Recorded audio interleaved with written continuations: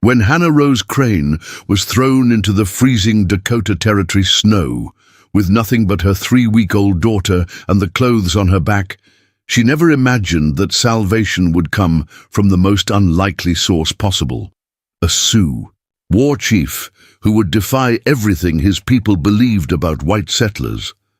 The blizzard had been raging for 3 days when Jacob Crane drew his last breath in the cabin he'd built with his own hands on the outskirts of Fort Redemption. Hannah Rose knelt beside their narrow bed, her newborn daughter Sarah crying weakly in her arms, watching her husband's fever-bright eyes finally close forever. The consumption that had been eating away at his lungs for months had finally claimed him, leaving behind a 20-year-old widow and a baby, born into a world that seemed determined to destroy them both. Jacob had been different from the other men who'd come west, seeking gold or land or glory. He'd married Hannah Rose, not for her father's modest inheritance or her ability to bear sons, but because he genuinely loved her quick wit and fierce independence. Together, they dreamed of building something lasting in the harsh Dakota wilderness, a homestead where their children could grow up free from the rigid social conventions that had suffocated them both back in Pennsylvania. But dreams, Hannah Rose was learning, died just as easily as the men who dreamed them. Outside their cabin, the wind howled like the voices of all the ghosts this territory had claimed, and she could hear the distant sound of approaching horses cutting through the storm. She recognized the heavy, measured gait of the Crane families, riding stock before she saw the dark shapes materializing through the snow. Ezekiel Crane dismounted from his black stallion with the careful dignity of a man who'd never doubted his own authority. Jacob's father was an imposing figure even at 62, his silver beard carefully groomed despite the harsh weather, his expensive wool coat marking him as one of the few men in Dakota Territory who'd brought significant wealth from the east. Behind him rode his 3 surviving sons, Nathaniel, Thomas, and Samuel, along with their hired foreman, a hard-eyed man named Pike, who carried his rifle across his saddle like a badge of office. Hannah Rose had always known that Ezekiel disapproved of his youngest son's choice in wives. She came from farming stock, not the merchant class that had built the Crane family fortune in grain speculation and railroad investments. Worse, she'd proven herself willing to speak her mind in mixed company, a trait that Ezekiel considered both unseemly and dangerous in a woman. But Jacob had defied his father to marry her, and for 2 years they'd lived in relative peace on the homestead Jacob had claimed using his inheritance. Now, with Jacob's body still warm in their marriage, bed that peace was about to shatter like ice under a hammer, Ezekiel stepped into the cabin without invitation, his pale eyes taking in the modest furnishings with obvious disdain. His sons followed, their faces grim with the knowledge of what they'd come to do. "Hannah Rose," Ezekiel said, his voice carrying the formal tone he might use to address a business associate. "I've come to discuss arrangements." He glanced at the bundle in her arms, his expression hardening. "For you and the child." The way he said child made it clear that he didn't consider his granddaughter to be truly part of the Crane bloodline. Hannah Rose stood slowly, her legs still weak from the difficult birth 3 weeks earlier. "Jacob's not even cold yet, and you're talking about arrangements." Her voice carried an edge that made Nathaniel shift uncomfortably near the door. "Jacob is dead," Ezekiel replied flatly, "and death changes everything. This land, this cabin, the livestock, it all reverts to the family estate. You have no legal claim to any of it." He pulled a folded document from his coat. "My lawyers have confirmed this. A woman cannot inherit homestead rights, particularly not a woman with questionable breeding, and no male relatives to vouch for her character." The document was thick with legal language that Hannah Rose couldn't fully understand, but the meaning was clear enough. Without Jacob, she had no rights to anything they'd built together. The cabin where she'd spent the happiest months of her life, the small garden she'd cultivated through the brutal Dakota summer, even the livestock they'd raised from calves. None of it belonged to her. "What about Sarah?" Hannah Rose asked, instinctively tightening her hold on her daughter. "She's Jacob's blood. She's your granddaughter." The baby stirred at the sound of her name, her tiny fist escaping from the worn blanket Hannah Rose had wrapped around her. Ezekiel's expression didn't soften. "The child is illegitimate as far as the family is concerned. Jacob married beneath his station without proper consultation, and the union produced only a female heir of questionable value. The Crane name will not be tainted by association with inappropriate bloodlines." The words hit Hannah Rose like physical blows. She'd known that Ezekiel was a hard man, but she'd never imagined he could look at his own granddaughter with such cold calculation.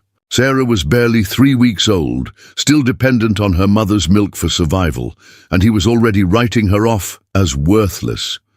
"You can't just throw us out," Hannah Rose said, trying to keep her voice steady. "It's the middle of winter. The nearest town is 15 miles through territory crawling with hostile war parties. You'd be sending us to die." Her words hung in the air like an accusation, but Ezekiel's face remained impassive.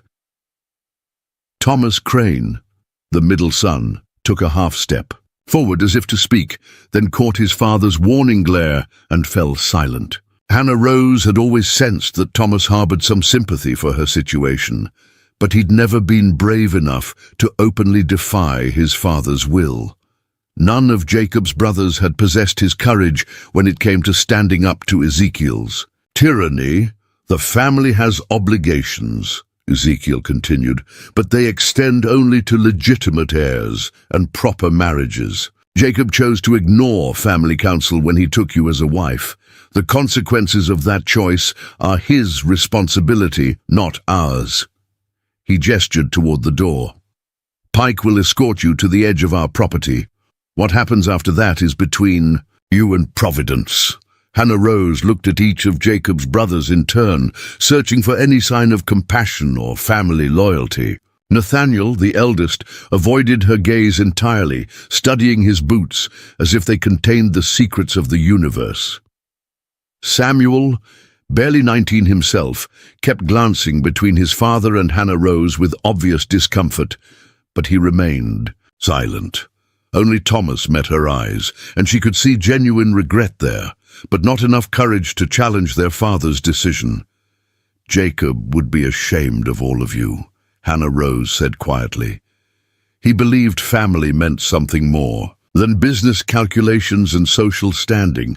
He believed in protecting the people you love, even when it costs you something." Her words carried the weight of absolute conviction, and she saw Samuel flinch as if she'd struck him. "Jacob believed in many foolish things," Ezekiel replied. "Romance, equality, the nobility of common labor. Those beliefs led him to make poor choices that weakened the family position. I will not compound his mistakes by extending charity to their consequences." He turned toward the door, clearly considering the conversation finished, but Hannah Rose wasn't ready to surrender. "Give me until spring," she said desperately. "Let us stay through the winter, and I'll leave when the weather breaks. Sarah's too young to survive a journey in this cold. Surely even you can see that." The plea in her voice was naked and raw, a mother's terror for her child's life. Ezekiel paused at the threshold, his hand on the doorframe. For a moment, Hannah Rose thought she'd reached something human in him, some grandfather's instinct that might override his business calculations. Then he turned back to face her, and his expression was colder than the Dakota wind. "The longer you remain, the more difficult it becomes to establish clear ownership of the property. Spring brings territorial inspectors and land assessors. I cannot risk complications." His voice was final, brooking no further argument. "Pike will give you 1 hour to gather what you can carry. After that, you're trespassing on Crane family land." Pike stepped forward with obvious relish, his weathered face splitting into a cruel grin. Hannah Rose had always sensed that the foreman resented her presence on the homestead, though she'd never understood why until now. Pike was one of those men who believed that women existed solely to serve male authority, and Hannah Rose's independence had always rankled him. "1 hour, Mrs. Crane," Pike said, emphasizing her married name, with obvious mockery. "Though I reckon you might want to consider what you can actually manage to carry while tending to that baby. 15 miles is a long walk in snow this deep, especially for someone in your condition."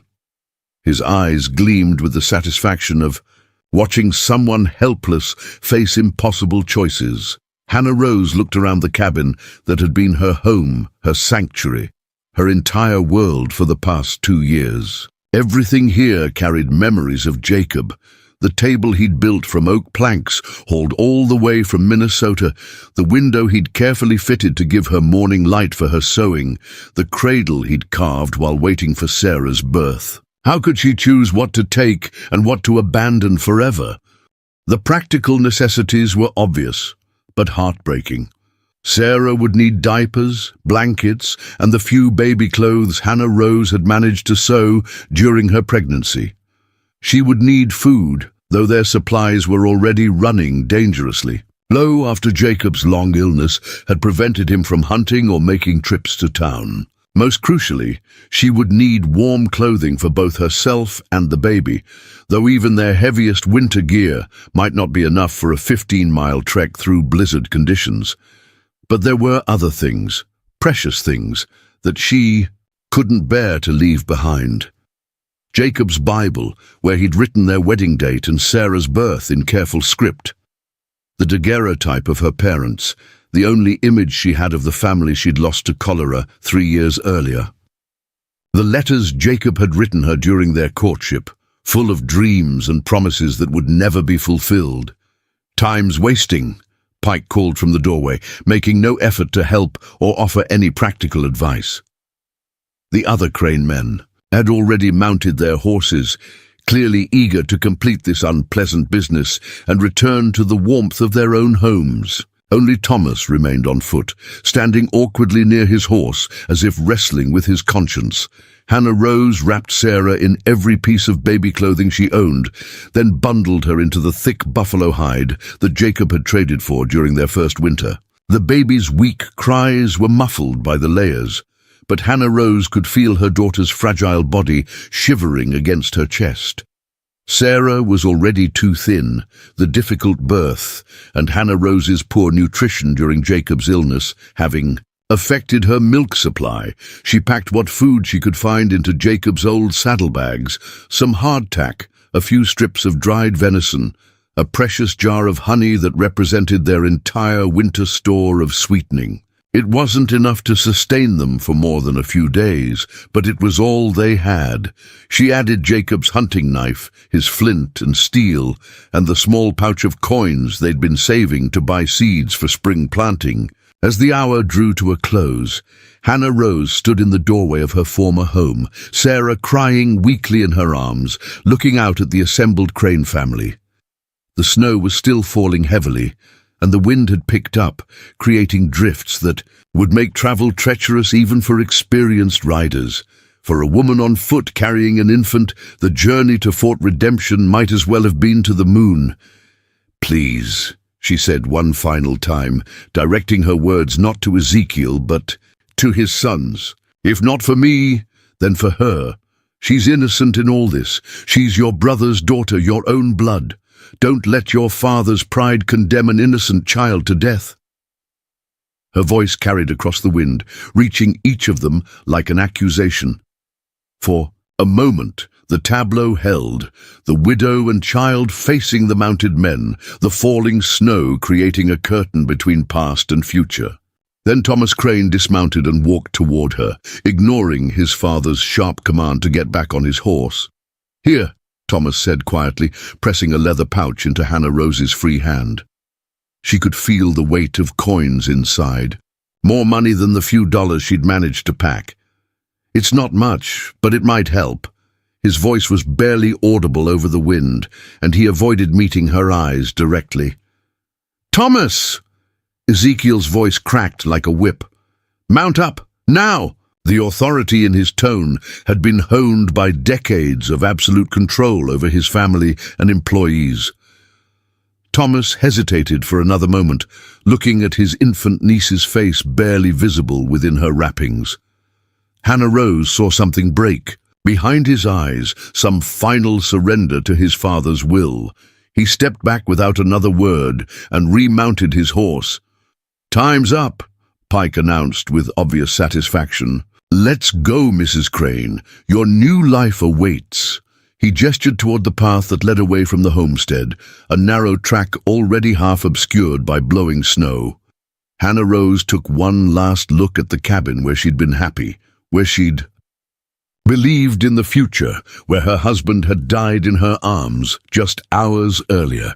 Then she turned her back on everything she'd ever known and stepped out into the storm. The first mile was the hardest, not because of the physical challenges, but because of the emotional weight of leaving everything behind. Hannah Rose could hear the sound of the Crane family's horses growing fainter behind her, until finally she was alone with her daughter in the vast Dakota wilderness. The snow continued to fall, and the wind cut through her heavy coat like it was made of paper. Sarah's cries had weakened to occasional whimpers, a change that terrified Hannah Rose more than the baby's earlier distress. She knew enough about infants to recognize the signs of dangerous cold and hunger. If she couldn't find shelter soon, if she couldn't find a way to properly feed and warm her daughter, Sarah might not survive the night. The trail to Fort Redemption was well marked during good weather, but the blizzard had obliterated most of the familiar landmarks. Hannah Rose found herself navigating by instinct and memory, following what she hoped was the main path, while trying to avoid the ravines and creek beds that could trap an unwary traveler. The snow was knee-deep in places, making each step an exhausting struggle. After 3 miles, Hannah Rose's legs began to tremble with fatigue. The saddlebags she'd loaded with supplies felt like they weighed 100 pounds, and her arms ached from carrying Sarah while trying to maintain her balance on the treacherous path. She stopped to rest against a large pine tree, using its trunk as a windbreak while she checked on her daughter. Sarah's lips had a bluish tinge that made Hannah Rose's heart race with panic. The baby's breathing was shallow and rapid, and she seemed barely conscious. Hannah Rose knew that she was losing the race against time and weather. Even if she could somehow reach Fort Redemption, there was no guarantee that anyone there would help a destitute widow with a sick child.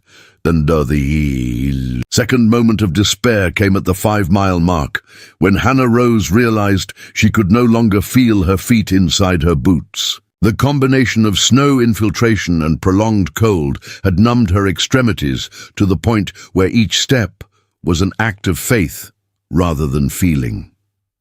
She stumbled and fell twice in quick succession, barely managing to protect Sarah from impact. Both times, it was during the second fall, as she lay in the snow trying to summon the strength to stand again, that Hannah Rose heard the sound that would change everything. At first she thought it was the wind playing tricks on her exhausted mind, but then she heard it again, the distinctive rhythm of unshod horses moving through snow, accompanied by voices speaking in a language she didn't recognize. Hannah Rose's first instinct was to hide. Everyone in Dakota Territory knew the stories about war parties and settler families found scalped and mutilated along isolated trails. Jacob had always insisted that most of the horror stories were exaggerated, that individual acts of violence were being used to justify systematic persecution of native peoples. But Jacob was dead, and Hannah Rose was alone with her infant daughter, facing whatever was coming through the storm. She managed to crawl behind a fallen log, pulling Sarah closer to her chest and praying that the baby wouldn't cry at the wrong moment. Through the falling snow, she could see shapes moving along the trail, riders mounted on horses that seemed to move through the deep snow with supernatural ease. As they drew closer, Hannah Rose could make out more details that confirmed her worst fears. The riders were indeed Native Americans, their faces painted with designs she didn't recognize, their long hair decorated with feathers and beads that caught what little light filtered through the storm clouds. They carried weapons, bows, lances, and what looked like war clubs, and their movements had the purposeful quality of men on a mission. Hannah Rose counted at least 6 riders, possibly more trailing behind in the snow. But as the group drew closer to her hiding place, Hannah Rose noticed something that didn't fit the stories she'd heard about savage war parties. The riders moved with discipline and purpose, but not with the wild aggression she'd been taught to expect. Their leader, a tall man mounted on a magnificent painted horse, gestured to his companions with the authority of someone accustomed to command. When he spoke, his voice carried calm authority rather than bloodthirsty excitement. Sarah chose that moment to release a weak, mewling cry that cut through the sound of wind and hoofbeats like a knife. Hannah Rose pressed her hand gently over her daughter's mouth, terrified that the sound would give away their position. But it was too late. The riders had heard, and their leader was already turning his horse toward the fallen log where she crouched. Hannah Rose closed her eyes and waited for death, holding Sarah as tightly as she dared and whispering a desperate prayer for her daughter's soul. When she opened her eyes again, the tall rider was looking down at her from horseback, his dark eyes taking in her desperate situation with an expression she couldn't read. For a long moment, neither of them moved. Hannah Rose stared up at the man who held her life and her daughter's life in his hands, seeing in his face a complexity that challenged everything she'd been taught about his people. This was no savage warrior drunk on violence. This was a leader, a man of obvious intelligence and authority studying a predicament with the careful attention of someone weighing important decisions. When he finally spoke, it was in English, his words carefully pronounced but carrying only a slight accent. "You are far from any settlement, white woman. Where is your man?" His voice held genuine curiosity rather than threat, though Hannah Rose noticed that his companions had arranged themselves in a loose circle around her hiding place.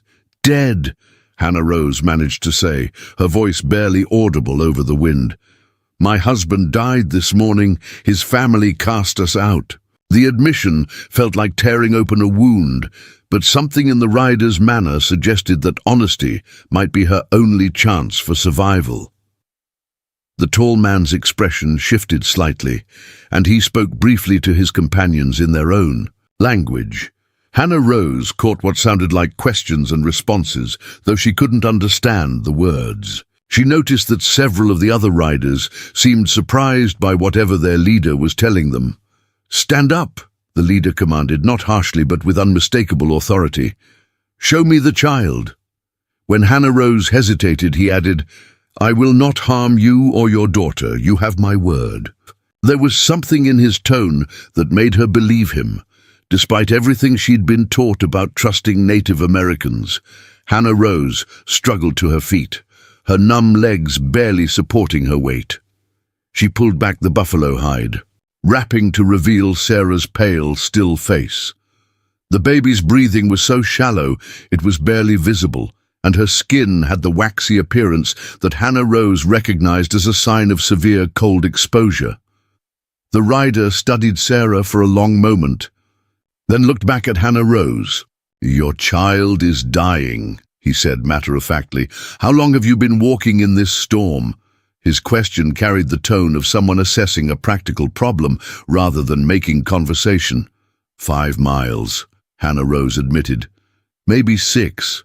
I was trying to reach Fort Redemption." The distance sounded impossibly far now, spoken aloud in the presence of someone who clearly understood the realities of winter travel in Dakota Territory. "Fort Redemption is 10 miles from here," the leader replied. "In this weather, with that child, you would never reach it alive." He paused, seeming to consider something that caused another brief exchange with his companions. "What is your name, white woman?" "Hannah Rose Crane," she answered, then added, "My daughter is Sarah." She wasn't sure why she felt compelled to give both names, but something about the man's formal manner seemed to demand complete honesty. "I am called Red Cloud," the man replied, and Hannah Rose felt her blood freeze at the recognition. Even she, isolated as she'd been on the homestead, had heard stories about the great Sioux war chief who'd been leading resistance against American expansion into tribal lands. Red Cloud was a name spoken in whispers around Fort Redemption, associated with military defeats and settler nightmares, but the man looking down at her bore little resemblance to the savage monster of frontier legend. Red Cloud was obviously a leader, his bearing dignified and his intelligence unmistakable. When he looked at Sarah, Hannah Rose saw something unexpected in his expression. Compassion, perhaps even recognition of shared parental concern. "Your people and mine are enemies," Red Cloud said slowly, his words carrying the weight of historical truth. "My warriors would be justified in leaving you to die in this storm. Some would say it is justice for the many wrongs your people have done to ours." He paused, studying Hannah Rose's face. "But you are not a soldier, and your child has done no harm to anyone. To let an infant die from exposure would bring no honor to any warrior." Hannah Rose held her breath, sensing that her life and Sarah's life hung in the balance of whatever decision Red Cloud was making. Around them, his warriors waited silently, their expressions revealing nothing about their own thoughts on the situation. Finally, Red Cloud spoke again, this time directing his words to his companions in their own language. Hannah Rose heard what sounded like a debate, with several voices expressing what seemed like disagreement or concern. But Red Cloud's response carried the unmistakable tone of final authority, and gradually the other voices fell silent. "We will take you to our winter camp," Red Cloud announced, turning back to Hannah Rose. "Your child needs warmth and food if she is to survive. You will be given shelter until the storm passes, and she is strong enough to travel." His offer was delivered with the same formal courtesy he might show to a visiting dignitary. Hannah Rose stared at him in amazement, hardly able to believe what she was hearing. After everything that had happened, Jacob's death, the Crane family's rejection, hours of desperate struggle through the blizzard, salvation was being offered by the very people she'd been taught to fear most. "Why?" she managed to ask. "Why would you help us?" The question carried all her confusion and gratitude, along with a genuine desire to understand the motivations of this complex man. Red Cloud was quiet for a moment, his gaze shifting between Hannah Rose and the bundle in her arms that represented her dying daughter. When he finally answered, his words carried a weight that suggested deep personal experience. "Because I too have held a dying child in my arms," he said simply. "And because sometimes the greatest victory comes not from defeating an enemy, but from showing that we are better than they believe us to be." His words hung in the air like a challenge to everything Hannah Rose had been taught about the nature of civilization and savagery. Red Cloud's horse moved through the deep snow with the fluid grace of an animal born to this harsh landscape, and Hannah Rose found herself mounted behind the great war chief, her dying daughter pressed between them for warmth. The other warriors had formed a protective formation around them, their movements coordinated with the precision of men who had fought together through countless battles and survived the unforgiving Dakota winters. Hannah Rose had never been this close to a Native American before, and certainly never to one of Red Cloud's legendary status. She could feel the controlled strength in his posture, the way he guided his horse through treacherous terrain with subtle shifts of weight and pressure that spoke of decades of horsemanship. His buckskin shirt was decorated with intricate beadwork that she recognized as far superior to anything produced by white traders. The warmth radiating from Red Cloud's body was gradually reviving Sarah, and Hannah Rose felt her daughter's breathing become slightly stronger and more regular. The buffalo robe that one of the warriors had wrapped around all three of them created a pocket of life-sustaining heat that made Hannah Rose realize just how close to death they had both come. "Your child grows stronger," Red Cloud observed. Without turning around, his voice barely audible over the wind. "She has the spirit of a survivor. This is good. The winter camp will test that spirit." His words carried both encouragement and warning, suggesting that their salvation would not be without its own challenges. Before we jump back in, tell us where you're tuning in from, and if this story touches you, make sure you're subscribed, because tomorrow I've saved something extra special for you. The journey took nearly 2 hours through terrain that would have been impossible for Hannah Rose to navigate alone. Red Cloud's warriors led them along hidden paths that followed ridgelines and creek beds, avoiding the open areas where the wind had created impassable drifts. Hannah Rose began to understand that these men possessed an intimate knowledge of the land that went far beyond anything the white settlers had achieved.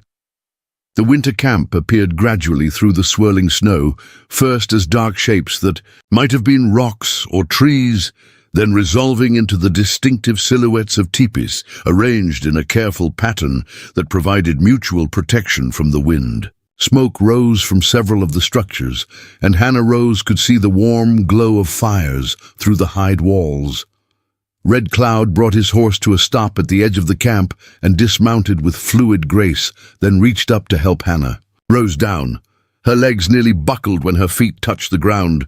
The combination of cold, exhaustion, and the strain of holding Sarah for hours had left her barely able to stand. Red Cloud steadied her with a firm hand on her elbow while she found her balance. The arrival of the war party had not gone unnoticed. Hannah Rose could see faces appearing at teepee entrances, and she heard voices calling out in the Lakota language. Within moments, a crowd had gathered, men, women, and children, all staring at the white woman holding an infant in the center of their winter sanctuary. The expressions she saw ranged from curiosity to suspicion to outright hostility. An elderly woman emerged from one of the larger teepees, her silver hair braided with ornaments that caught the firelight. She moved with the deliberate dignity of someone accustomed to respect and authority, and Hannah Rose could see that the crowd parted for her with deference. When she spoke to Red Cloud, her voice carried the sharp edge of someone delivering a rebuke. A younger warrior, his face marked with battle scars that spoke of recent conflicts, stepped forward and addressed Red Cloud with obvious anger. His gestures toward Hannah Rose and Sarah were unmistakably hostile, and his voice rose loud enough to be heard throughout the camp. Several other men nodded in agreement with whatever he was saying. Red Cloud listened to the objections without interruption, his expression remaining calm and thoughtful. When the younger warrior finished speaking, Red Cloud replied with what sounded like a series of questions that seemed to challenge the man's arguments. The exchange continued for several minutes, with other voices occasionally joining in, until Red Cloud raised his hand for silence. When he spoke again, his voice carried the unmistakable authority of final judgment. Hannah Rose could see the effect of his words on the crowd. Some faces showed resignation, others continued to display skepticism, but all showed acceptance of their leader's decision. There are those who question the wisdom of bringing enemies into our winter camp, Red Cloud explained to Hannah Rose, his English resuming the formal courtesy he had shown on the trail. They remember the many times your people have repaid kindness with betrayal. Their concerns are not without merit. His words carried no judgment, merely the acknowledgement of historical reality. Hannah Rose looked around at the faces surrounding her, seeing in them the accumulated pain of a people who had watched their world shrink with each passing year. She understood that her presence here was not just unprecedented, it was potentially dangerous for Red Cloud himself. "I understand their fear," Hannah Rose said, raising her voice slightly so that others could hear, even if they didn't understand. Her words, "My people have given them good reason to distrust us. I can only promise that I will bring no harm to anyone here, and that I will remember this kindness for as long as I live." Red Cloud translated her statement for the crowd, and Hannah Rose thought she saw some of the hostile expressions soften slightly. The elderly woman approached and examined Sarah with the practiced eye of someone who had delivered and cared for many children. "Grandmother Singing Bird says your child is very weak, but may survive if properly cared for," Red Cloud interpreted. "She will take you to a lodge where you can rest and tend to your daughter. The camp's medicine woman will provide what help she can." Grandmother Singing Bird led Hannah Rose to a smaller teepee set slightly apart from the main circle of dwellings. The interior was warm and filled with the aromatic smoke of sage and sweetgrass, and Hannah Rose could see bundles of dried herbs hanging from the lodge poles. Buffalo robes covered the floor, creating a soft, insulated surface that felt luxurious after days on frozen ground. The elderly woman gestured for Hannah Rose to sit near the central fire, then began examining Sarah with gentle but thorough expertise. Her hands moved over the baby's small body with the confidence of someone who had diagnosed countless illnesses, and she spoke in soft Lakota phrases that sounded like prayers or incantations. Singing Bird spoke briefly to Red Cloud, who had followed them into the lodge. He nodded and left without explanation, returning minutes later with a younger woman whose clothing marked her as someone of special status within the community. Red Cloud introduced her as White Dove, the camp's primary medicine woman. White Dove examined Sarah with the same thoroughness as Singing Bird, but her approach was different, more ritualistic, involving the burning of specific herbs and the chanting of what Hannah Rose assumed were healing songs. The medicine woman's hands moved in complex patterns over Sarah's body, never quite touching, but seeming to draw something from the air itself. "She is calling on the spirits to strengthen your child's life force," Red Cloud explained, his voice low and respectful. "White Dove has great power in healing, especially with children. Many mothers in this camp owe their children's lives to her skill." His words carried the weight of absolute belief in the medicine woman's abilities. Hannah Rose watched the ceremony with fascination and growing hope. She had been raised in a Christian tradition that viewed such practices as superstition at best and witchcraft at worst. But the obvious devotion and expertise of the women caring for Sarah made such judgments seem petty and irrelevant. White Dove completed her initial examination and spoke at length with Red Cloud in their native language. When the conversation ended, Red Cloud turned to Hannah Rose with an expression that mixed hope with caution. "White Dove says that Sarah's spirit is strong, but her body has been weakened by cold and hunger," he reported. "She can be saved, but it will require careful nursing over many days. You will need to stay here in the medicine lodge, where White Dove can monitor her progress and provide the necessary treatments." Singing Bird had been preparing something while White Dove conducted her examination, a thick broth made from roots and herbs that filled the lodge with a rich, earthy aroma. She handed Hannah Rose a wooden bowl filled with the steaming liquid and gestured for her to drink. The taste was unlike anything Hannah Rose had ever experienced, bitter and sweet simultaneously, with complex flavors that seemed to warm her. "From the inside out, medicine for the mother as well as the child," Red Cloud observed, with what might have been the beginning of a smile. "Singing Bird says you are nearly as weak as your daughter. She has prepared food that will restore your strength and help your body produce the milk your child needs." As the evening progressed, Red Cloud explained the expectations and limitations that would govern Hannah Rose's stay in the winter camp. She was to remain in the medicine lodge unless specifically invited elsewhere, both for her own safety and to avoid creating unnecessary tensions with those who still viewed her presence as a threat. There are young warriors in this camp who have lost family members to raids by white soldiers, Red Cloud explained, with careful precision. Their grief and anger make them quick to see enemies even where none exist. Your presence here is an act of mercy, but mercy must be balanced with wisdom to protect all involved. The care of Sarah would be supervised by White Dove and Singing Bird, but Hannah Rose would be expected to learn their methods and participate actively in her daughter's treatment. This was not charity that reduced her to passive dependence. It was a partnership that required her to contribute whatever knowledge and effort she could provide. Food would be provided from the camp's winter stores, but Hannah Rose would be expected to contribute labor as her strength returned.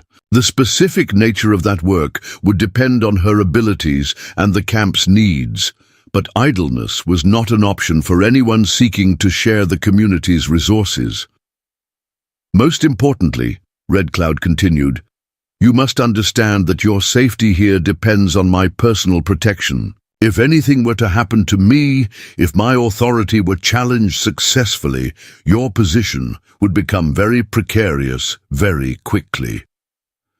The warning was delivered matter-of-factly without drama, but it carried clear implications about the political risks Red Cloud was taking. Hannah Rose absorbed these conditions with growing respect for the complexity of her situation. She was not simply a refugee seeking temporary shelter. She was a potential diplomatic incident whose presence could affect the internal politics of the entire band. As darkness settled over the winter camp, Hannah Rose found herself alone, with Sarah in the medicine lodge, surrounded by the tools and substances of healing practices that her own culture would have condemned as primitive superstition. But Sarah was breathing more easily than she had since the journey began. Her color had improved noticeably, and her responses to touch and sound suggested a growing alertness. The lodge was warm and comfortable in ways that surprised her. The hide walls provided excellent insulation, and the central fire had been carefully positioned to maximize heat distribution while minimizing smoke. The buffalo robes were softer and warmer than any bedding Hannah Rose had experienced. Outside, she could hear the sounds of camp life continuing despite the storm, children laughing, adults talking around fires, the occasional sound of someone singing what she assumed were traditional songs. The normalcy of these sounds was oddly comforting, reminding her that she had found safety among people who maintained their own rich culture. White Dove returned after the evening meal to check on Sarah's condition and provide additional treatment. The medicine woman worked with quiet concentration, applying herbal poultices and administering carefully measured doses of various preparations. She spoke to Sarah in soft Lakota phrases that seemed designed to comfort and encourage. When Red Cloud visited later that evening, he brought news that both encouraged and concerned Hannah Rose. The storm was expected to continue for at least 2 more days, making any travel impossible and ensuring that her presence in the camp would remain secret from the outside world for the immediate future. But Red Cloud also reported that riders from Fort Redemption had been seen in the area before the storm began, apparently searching for something or someone. While he didn't believe they had any specific knowledge of Hannah Rose's whereabouts, their presence suggested that her disappearance had been noticed and was being investigated. The Crane family may have reported you missing, Red Cloud speculated. Or perhaps they fear that your death will bring unwanted attention to their treatment of you. Either way, there are those who will be looking for answers when this storm ends. Hannah Rose considered this information while watching Sarah sleep peacefully for the first time in days. The baby's breathing was steady and strong, her color had returned to normal, and she had nursed successfully earlier that evening. Unable to sleep despite her exhaustion, Hannah Rose found herself in conversation with Red Cloud as the fire burned low and the camp settled into the quiet rhythms of night. She discovered that the great war chief was far more complex and thoughtful than the demon figure portrayed in frontier newspapers and military reports. Red Cloud spoke of his own children with the tenderness of any devoted father, describing their personalities and achievements with obvious pride. He had lost 2 sons to warfare and disease, experiences that had taught him to value life and to understand the desperation of a parent facing the loss of a child. "Your people see us as savages," Red Cloud observed without bitterness, "because we fight to protect our land and our way of life. But we love our children just as you love yours. We grieve for the dead just as you grieve for yours. The difference is that we are fighting for survival while your people fight for expansion." Hannah Rose found herself sharing stories about Jacob and their brief life together, describing the dreams they had held for building something lasting. In the Dakota Territory, Red Cloud listened with respectful attention, occasionally asking questions that revealed his understanding of the challenges facing white settlers. "Your husband sounds like a man of honor," Red Cloud said after hearing about Jacob's fairness in his business dealings and his respect for the land. "Such men are rare among your people, just as they are rare among mine. The loss of good men makes the world smaller and darker for everyone." The conversation gradually shifted to larger questions about the future of the region and the possibility of peaceful coexistence between Native Americans and white settlers. Red Cloud spoke with the realistic pessimism of someone who had witnessed too many broken treaties and betrayed trusts. "There are those among your people who understand that this land is large enough for different ways of life," Red Cloud acknowledged. "And there are those among mine who remember that we have not always been enemies with all outsiders, but the voices of war speak louder than the voices of peace." As the night progressed, Hannah Rose began to understand that her rescue had significance beyond her personal situation. Red Cloud was using her presence as an opportunity to demonstrate that his people were capable of mercy and nobility even toward their enemies. "When this storm ends and you return to your people," Red Cloud said, as the fire burned down to glowing coals, "you will carry stories of what you have seen here. You will know that we are not the monsters your newspapers describe. Whether you choose to share that knowledge is your decision, but you will carry it nonetheless." Hannah Rose realized that she was being entrusted with a responsibility that extended far beyond her own survival. Her experience in the winter camp would make her a witness to truths that most white settlers never had the opportunity to discover. The next morning brought White Dove for another examination of Sarah, and this time the medicine woman seemed satisfied with what she found. The baby's recovery was proceeding more rapidly than anyone had dared hope, and White Dove's treatments had clearly addressed not just the immediate crisis, but the underlying weakness.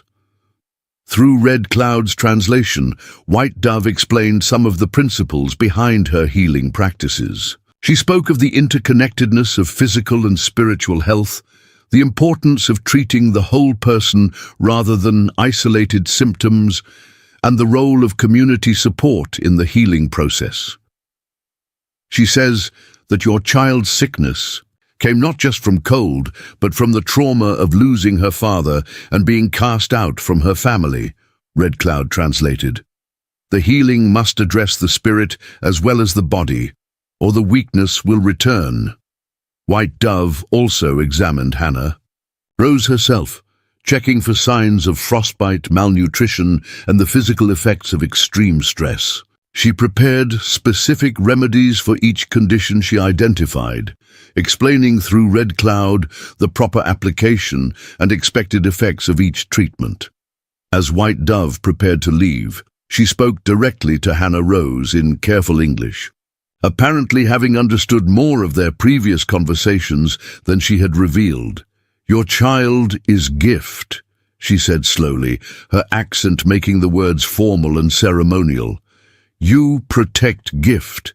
We help protect gift. This is sacred work. Hannah Rose understood that she was being inducted into a community of women who shared responsibility for the welfare of all children, regardless of their parentage or tribal affiliation. It was a concept that challenged everything she had been taught about the exclusivity of family loyalty. The day continued with a gradual introduction to the rhythms and customs of camp life. As Hannah Rose began to understand the complex social structures that governed this winter community, she observed the respect shown to elders, the shared responsibility for children, the careful distribution of resources, and the democratic decision-making processes. By evening, as she held her healthy nursing daughter and listened to the sounds of a thriving community around her, Hannah Rose realized that her understanding of civilization itself was being fundamentally challenged. These people, whom her own culture dismissed as primitive savages, had created a society that seemed in many ways more humane and sophisticated than the world she had left behind.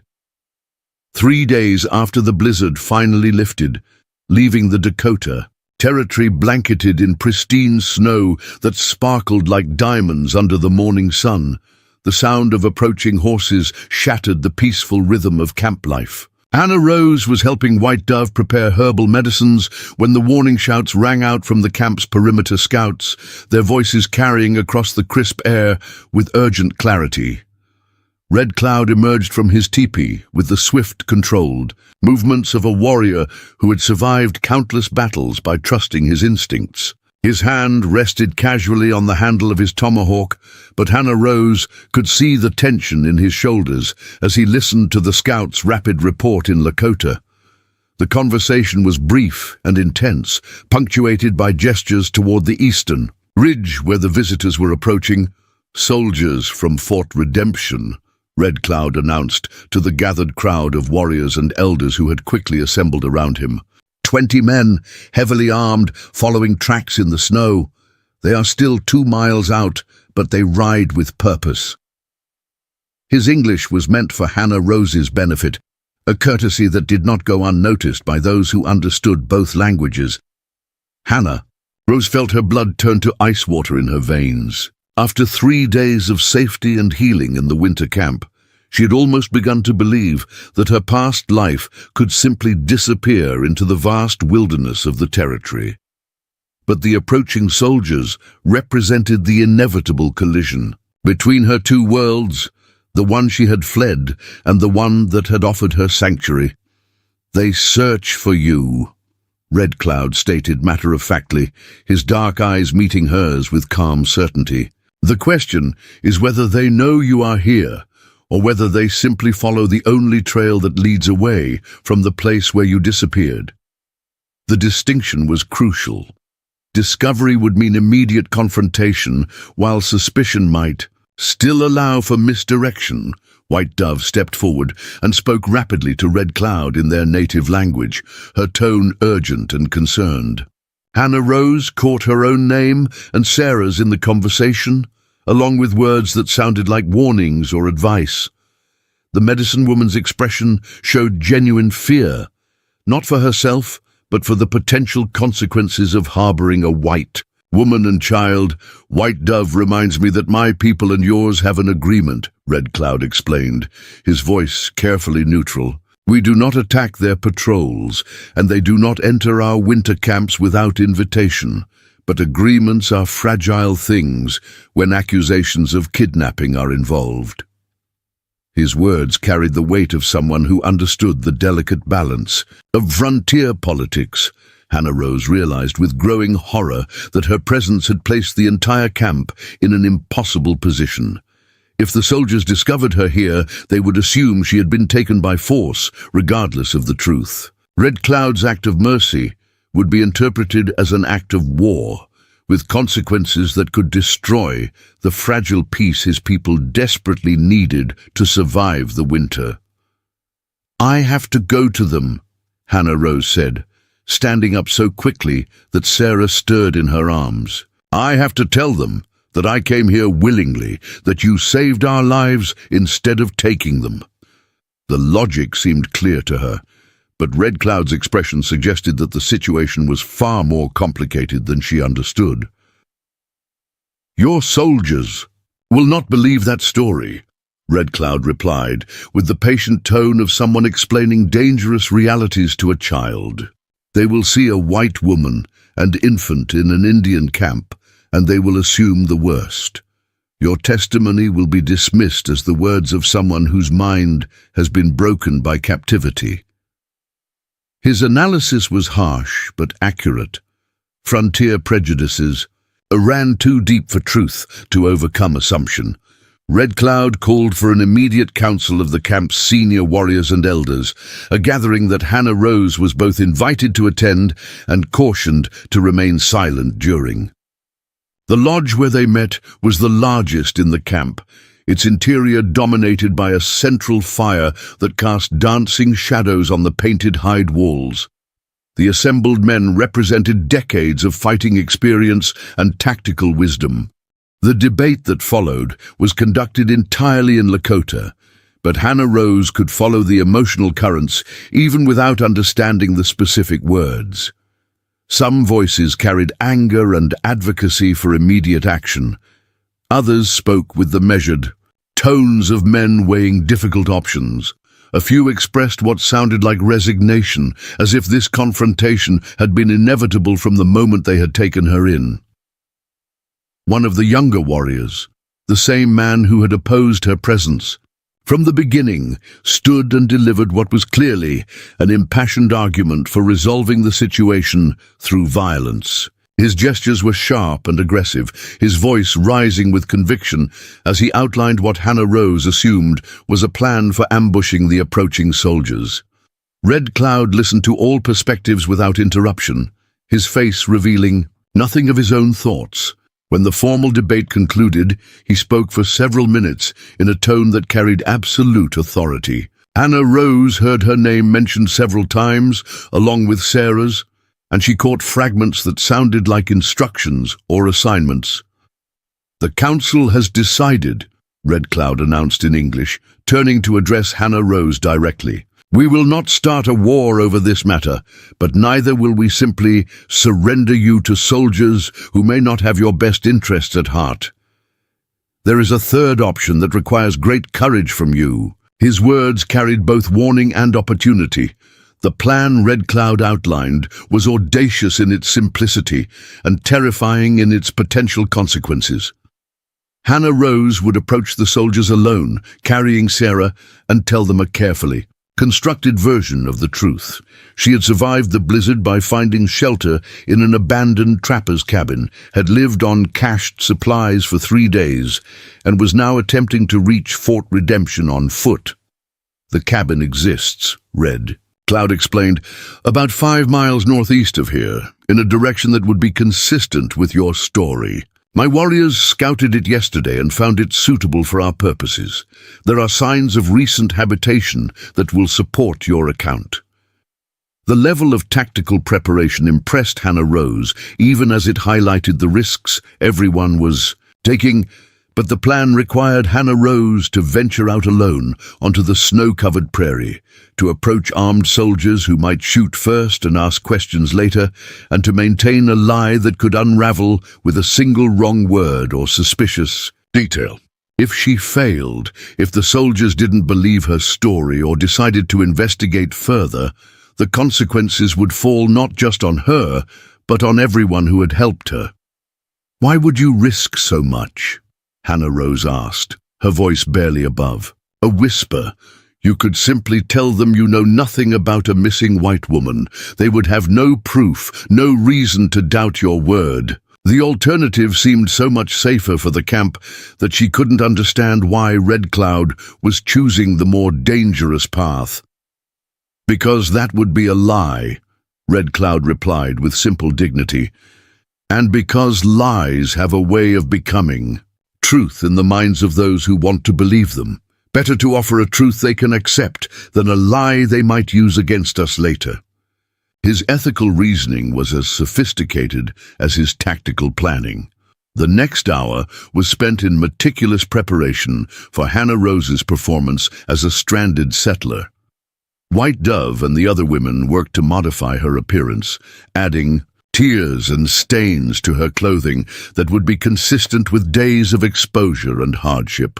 They rubbed dirt into her hair and under her fingernails, creating the kind of dishevelment that would support her story. More importantly, they coached her on the specific details that would make her account believable. The abandoned cabin had a broken stovepipe that would explain why she couldn't maintain a proper fire. The cached supplies included hardtack and dried meat that matched what a prudent trapper might store for emergencies. Even the direction of her supposed approach had been calculated to avoid areas where the soldiers might have seen conflicting tracks. Red Cloud himself contributed crucial intelligence about the patrol's likely composition and leadership. The highest commanding officer was Lieutenant Morrison, a young West Point graduate who followed regulations strictly but lacked the frontier experience to spot inconsistencies in a plausible story. The sergeant was a veteran named Pike, who knew the territory well, but tended to defer to his officer's judgment in matters of policy. Preparing and narrating this story took us a lot of time, so if you are enjoying it, subscribe to our channel. It means a lot to us now. Back to the story. Morrison will want to believe your story because it avoids complications, Red Cloud observed, with the insight of someone who had studied his enemies carefully. Pike will be suspicious because he has learned not to trust easy explanations. You must satisfy Pike's concerns while giving Morrison reasons to end the search quickly. The psychological analysis demonstrated Red Cloud's sophisticated understanding of military dynamics. Hannah Rose practiced her story repeatedly, refining details and memorizing the sequence of events that would explain her survival and current location. The narrative had to account for her physical condition, Sarah's improved health, and her knowledge of local geography without revealing any connection to the Indian camp. Each element had to reinforce the others in a web of believable fiction. Sarah herself posed a particular challenge. The baby was now healthy and well-fed, showing none of the signs of deprivation that would be expected after days of exposure and inadequate nutrition. White Dove solved this problem by preparing a mild herbal mixture that would make Sarah temporarily fussy and pale, simulating the effects of cold and hunger without causing actual harm. The medicine will wear off in a few hours, White Dove assured Hannah Rose through Red Cloud's translation. Your child will suffer no lasting effects, but she will appear as the soldiers expect a suffering infant to appear. The deception troubled Hannah Rose, but she understood its necessity for protecting everyone involved. As the final preparations were completed, Red Cloud pulled Hannah Rose aside for a private conversation that would determine whether she had the courage to carry out the dangerous plan. His assessment of her character and capabilities would influence not just her own fate, but the safety of his entire community. This deception requires more than acting ability, Red Cloud said, his voice low and serious as they stood outside the medicine lodge, where Hannah Rose had spent 3 transformative days. You must become the person your story describes, a desperate mother who has survived against impossible odds through determination and luck. The soldiers must see that person, not the woman who has been cared for and protected here. Hannah Rose understood the deeper challenge he was presenting. She had to mentally and emotionally return to the state of desperation and fear she had experienced during the blizzard, while simultaneously maintaining enough composure to execute a complex deception. The psychological demands were as difficult as the physical risks. I also need to know, Red Cloud continued, that you understand the consequences of failure. If the soldiers discover the truth, they will not simply arrest you and return you to your family. They will assume that my people have committed acts of war, and they will respond accordingly. Women and children in this camp will die because of decisions made in the next few hours. The weight of responsibility settled on Hannah Rose's shoulders like a physical burden. She had sought only survival for herself and her daughter, but now she held the lives of dozens of innocent people in her hands. The realization was both terrifying and strangely empowering. She mattered in ways she had never imagined possible. "There is still time to choose a different path," Red Cloud offered, though his tone suggested he hoped she would reject the alternative. "You could remain here permanently, become part of our community, raise your daughter as one of our children. The soldiers would eventually stop searching, and your old life would become history." The option was genuine, representing a complete transformation of identity and belonging. Hannah Rose considered the possibility seriously. Life in the winter camp had shown her forms of community and mutual support that her own culture seemed incapable of achieving.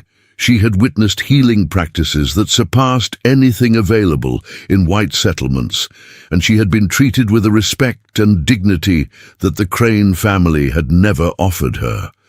But she also understood that choosing to stay would mean accepting defeat in her struggle to claim her rightful place in the world Jacob had envisioned for them. It would mean allowing the Crane family's cruelty to stand unchallenged, and it would mean raising Sarah without connection to her father's legacy or her own cultural heritage. "I have to try," Hannah Rose said finally, her voice carrying a conviction that surprised her with its strength. "Not just for myself, but to prove that Jacob was right about the kind of life that's possible out here. He believed that good people could build something better than what they left behind, and I owe it to his memory to keep trying." Red Cloud studied her face for a long moment, reading something in her expression that seemed to satisfy his concerns about her determination and character. When he nodded, it was with the approval of a leader who recognized courage in others. "Then we will help you reclaim your life," he said simply. "But remember that courage is not the absence of fear. It is action taken despite fear. You will be afraid during the next few hours, and that fear may save your life if you listen to its warnings." His words carried the wisdom of someone who had faced death many times and learned to make fear an ally rather than an enemy. The sound of approaching hoofbeats grew steadily louder as Hannah Rose made her way across the snow-covered prairie toward the spot where she would intercept the patrol. She carried Sarah in her arms, along with a small bundle of supplies that would support her story about surviving in the abandoned cabin. Every step took her further from safety and closer to a confrontation that could destroy everything. The soldiers appeared as dark shapes moving across the white landscape, their military formation instantly recognizable even at a distance. Hannah Rose could see the flag-bearer, the mounted officers, and the disciplined spacing that marked them as a professional patrol rather than a hastily assembled search party. The sight filled her with both relief and terror. These were men who followed rules, but they were also men trained to kill. She forced herself to think like the desperate woman her story described, calling up memories of genuine fear and exhaustion from her time in the blizzard. The emotional transformation was easier than she had expected. The terror she had felt while watching Sarah slowly freeze to death was still fresh enough to resurrect with frightening clarity. When the patrol spotted her, their reaction was immediate and professional.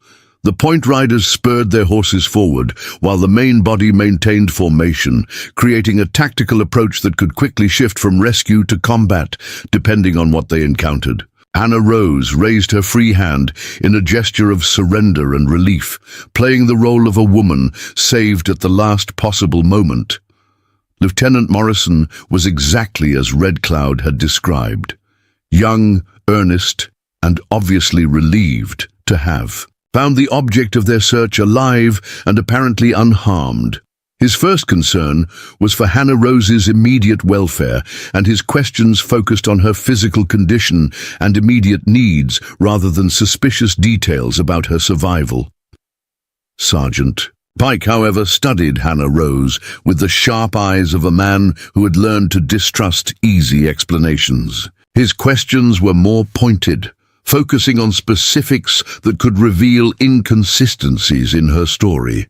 Why had she left the cabin this morning instead of waiting for rescue? How had she managed to keep the baby healthy without proper food or warmth? Where exactly was this cabin she claimed to have found? Hannah Rose answered each question carefully, drawing on the detailed preparation Red Cloud's people had provided, while maintaining the emotional authenticity of someone who had genuinely suffered.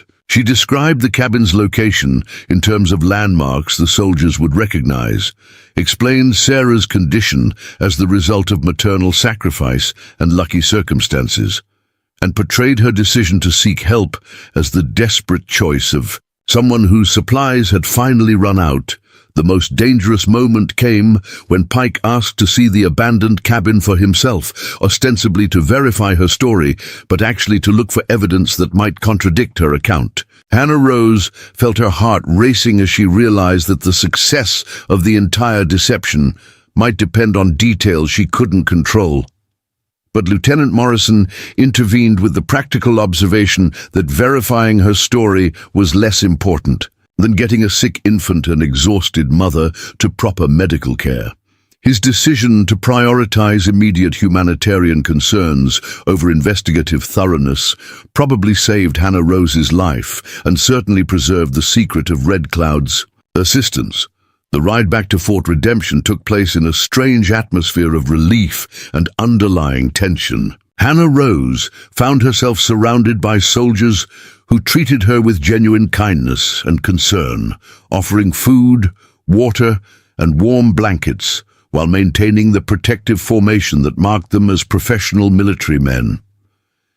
Their care was touching, but it also reminded her constantly of the deception she was maintaining. Lieutenant Morrison rode beside her for much of the journey, asking gentle questions about her ordeal and offering reassurances about the medical care awaiting her at the fort. His genuine concern for her welfare made Hannah Rose feel guilty about the lies she was telling, but it also confirmed Red Cloud's assessment of his character as someone who preferred simple solutions to complex problems. Sergeant Pike remained more suspicious, though he confined his skeptical observations to conversations with other enlisted men that Hannah Rose pretended not to overhear. His experience in the territory had taught him that survival stories were often more complicated than they appeared, but he lacked specific evidence to challenge her account. The patrol made good time across the snow-covered prairie, following established trails that Hannah Rose recognized from her journey with Jacob 2 years earlier. The familiar landscape brought back memories of happier times, when she and her husband had traveled these same paths, full of hope for their future together. The contrast between then and now was almost overwhelming. As they neared Fort Redemption, Hannah Rose could see the wooden stockade walls and the smoke rising from chimneys within the settlement. The site represented safety and medical care for Sarah, but it also marked the end of her brief experience with a different way of life. She was returning to a world that had already rejected her once, armed only with the knowledge that alternatives existed. The soldiers' treatment of her during the journey had been uniformly respectful and helpful, but Hannah Rose understood that this courtesy existed within a larger context of assumptions about racial superiority and cultural conflict. These same men who showed her kindness would probably participate enthusiastically in military actions against Red Cloud's people if ordered to do so. The irony was inescapable and bitter. She owed her life and her daughter's life to people her rescuers considered savage enemies, while the civilization that claimed to represent Christian values and human decency had cast her out to die in a blizzard. The contradiction challenged everything she had been taught about the nature of good and evil in the frontier struggle. As the gates of Fort Redemption opened to admit the returning patrol, Hannah Rose steeled herself for the next phase of her deception. She would need to maintain her story under more intensive questioning from military officers and civilian authorities, who had more time and resources to investigate inconsistencies. The performance that had satisfied a patrol in the field might not survive detailed scrutiny, but she had learned something important during her time in Red Cloud's winter camp.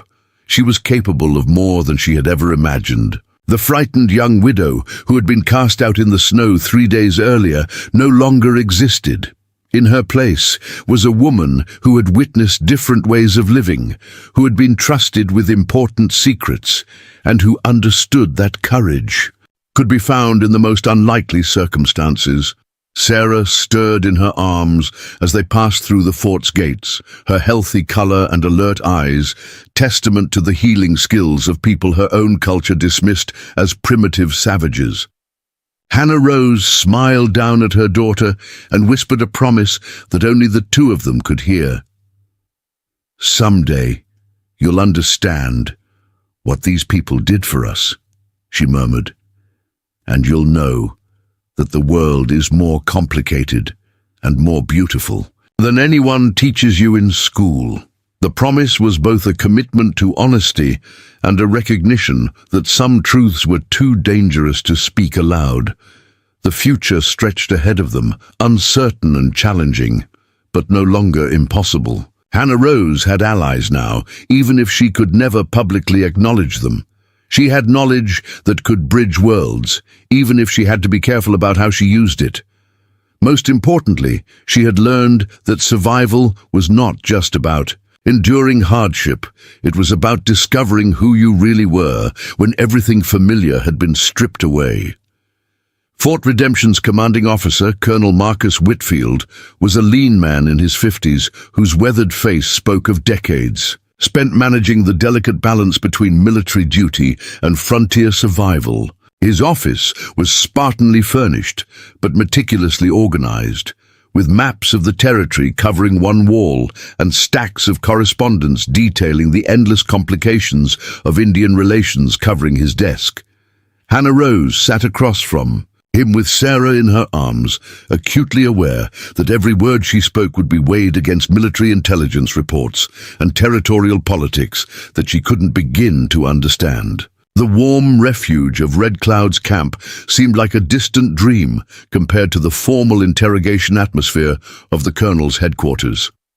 "Mrs. Crane," Colonel Whitfield began, his voice carrying the practiced authority of someone accustomed to extracting truth from reluctant witnesses, "I want you to understand that your disappearance has created considerable concern among the civilian population.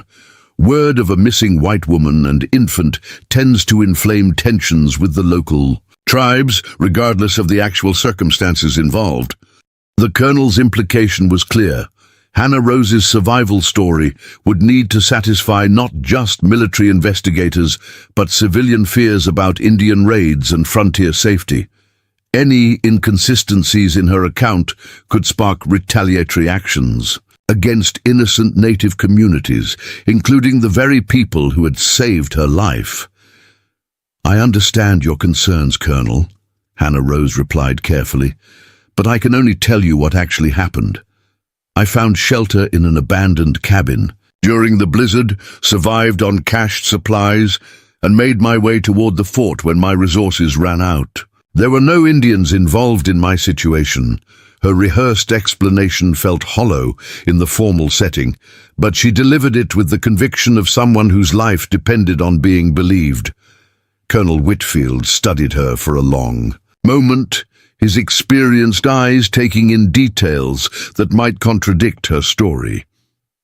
Hannah Rose's clothes had been carefully distressed to appear worn and weathered, but they were also surprisingly clean for someone who had supposedly survived alone in wilderness conditions. Sarah's healthy appearance was another potential contradiction.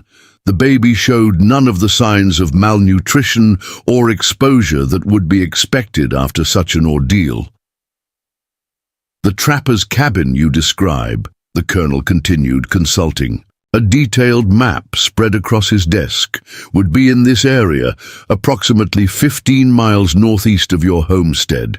That region has seen increased Indian activity in recent weeks, including several hunting parties that our scouts have observed, but not engaged." His finger traced patrol routes that came uncomfortably close to Red Cloud's winter camp. Hannah Rose felt her pulse quicken as she realized the dangerous proximity between military operations and the people who had saved her. If Colonel Whitfield decided to investigate her story by visiting the cabin, his patrol might discover evidence of the Indian camp's existence. The consequences would be catastrophic for everyone involved.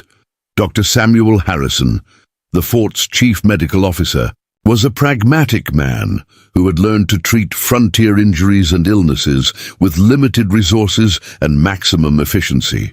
His examination of both Hannah Rose and Sarah was thorough and professional, but his findings created new complications for her carefully constructed story. Physically, both mother and child appear to be in remarkably good health, Dr. Harrison reported to Colonel Whitfield in Hannah Rose's presence.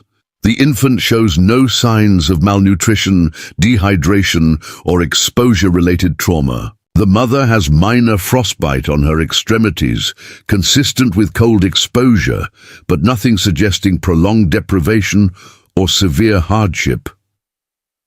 The medical assessment was both a relief and a source of anxiety for Hannah Rose.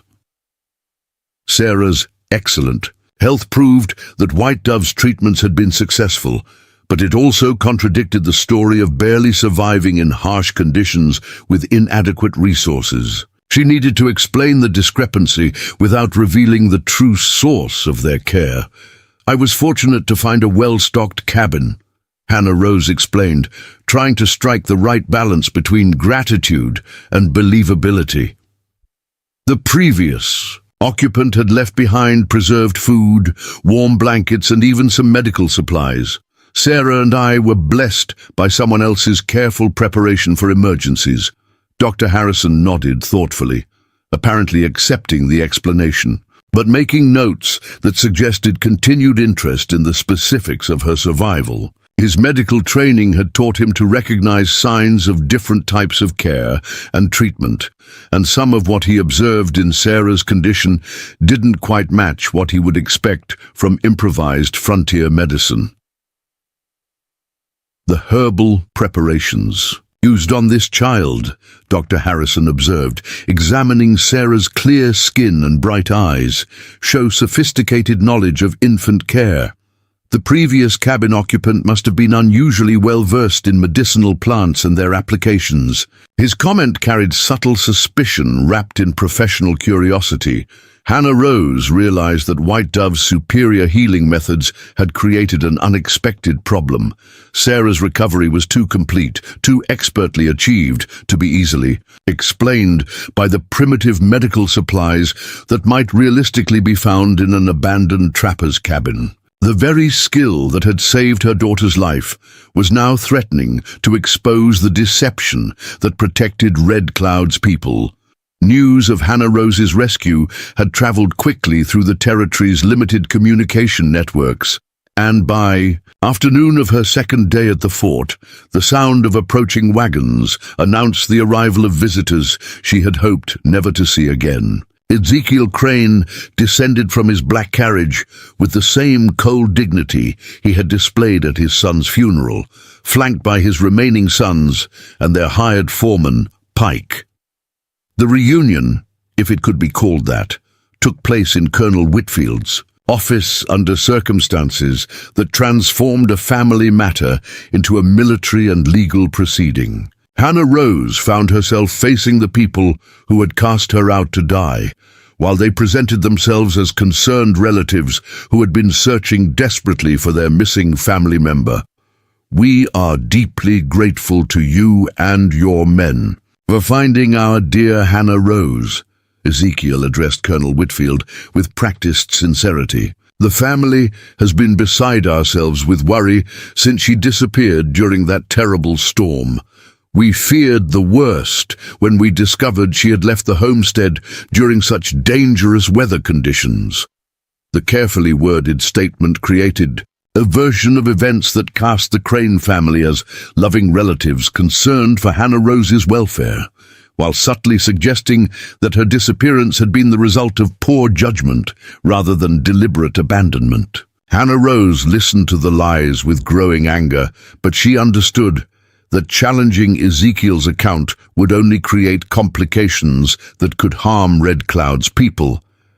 "Mrs. Crane has given us a detailed account of her survival during the storm," Colonel Whitfield replied diplomatically. "She was fortunate to find adequate shelter and supplies until rescue became possible. The important thing is that she and the child are safe and healthy." His response avoided taking sides in whatever family dynamics were at play. Ezekiel's pale eyes studied Hannah Rose with the calculating expression she remembered from their last confrontation. She could see him weighing her appearance and demeanor against whatever story he had prepared to explain her absence. The fact that she and Sarah both appeared healthy and well cared for was clearly not what he had expected. "Of course, the family is prepared to resume responsibility for Hannah Rose and the child," Ezekiel continued, his tone implying that this outcome was both natural and inevitable. "We have arrangements made for their care and support during this difficult time of adjustment." The offer was delivered as a statement of fact, rather than a request, assuming compliance rather than inviting acceptance. Hannah Rose felt the familiar weight of Crane family control settling around her like a trap. After experiencing the respect and autonomy she had enjoyed in Red Cloud's camp, the prospect of returning to Ezekiel's domination was almost unbearable. But she also understood that refusing his offer publicly would raise questions about family relationships that could complicate her cover story.